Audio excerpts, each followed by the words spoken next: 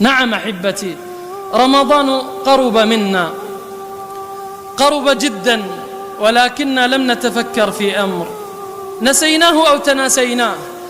كم من حبيب لنا فقدناه، وكم من قريب لنا في اللحد أضجعناه، وكم من عزيز علينا دفناه. كم من شخص كان في رمضان الذي مضى ثم ذهب ومضى، كم؟ أما نتفكر في هذا؟ من أنا ومن أنتم وما فضلنا على الله حتى أبقانا إن شاء الله لندرك رمضان؟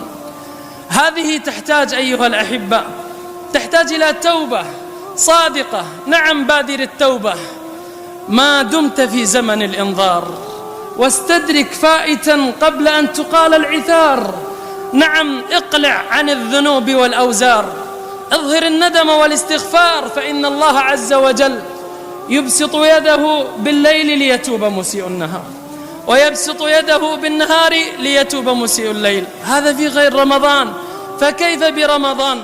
فتوبوا إلى الله عز وجل.